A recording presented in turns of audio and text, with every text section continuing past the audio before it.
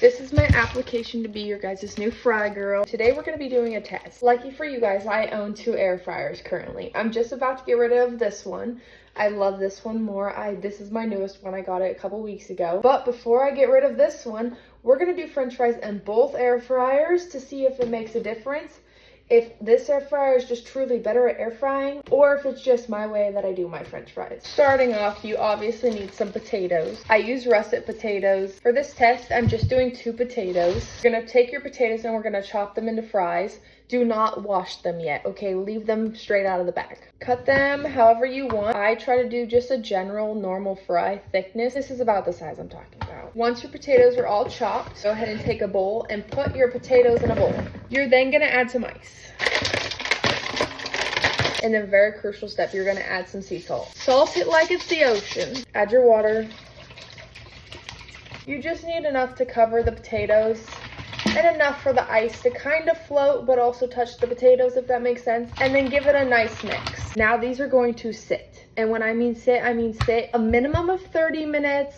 You can do it overnight. The longer they sit in the water, the crispier they usually get. The french fries have been soaking for 5 hours, so I'm gonna go ahead and strain them out, rinse them off, and get them on a dry towel. Rinse them with cold water. Mix them up. This next step is very, very crucial. We gotta dry the potatoes. It's the easiest if you put them on a flat layer and then put another towel on top of them and dry them. And then just rub them back and forth. Make sure they're extremely dry. I'm using the same bowl I soaked the potatoes in. I just dry the bowl out really good. Put your dry potatoes back in the bowl. And now it's time to oil and season them. I've always used olive oil. I've never tried any other oil, so I would recommend olive oil. Give them a nice shape. Once they are nicely coated, we can now season them with whatever we want. I personally use salt, pepper, normal paprika, and smoked paprika. And now it's time to get them in the air fryer. So here I have my 2 air fryer baskets. I always add my fries before I preheat. I always add any food I'm air frying before I preheat. I just prefer to do that. I'm gonna go ahead and dump them in and make them as even as possible. Here we got our 2 batches of fries. On this counter, I'm doing my air fryer I've owned for quite a while.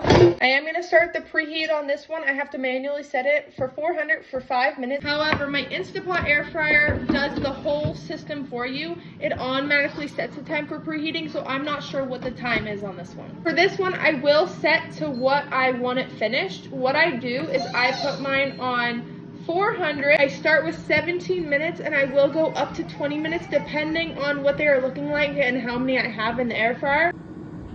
It's been the 17 minutes, they are done. First up on this plate is gonna be the ones from my air fryer that I've owned for a while. On this plate, we've got the ones from the Instapot air fryer. I'm happy to announce, looking at the plates, they look pretty identical. So I wouldn't say it's an air fryer, I would say it's probably the way I do it, which is what I wanted to see because I was praying that it wasn't the air fryer. This is my air fryer I've owned for a while. Not super crispy, but my fries never get super crispy. I actually prefer them a little softer. This is the Instapot one. So yeah, I hope you make them, try them. Let me know what you think. Let me know down below if you love them just as much as I do.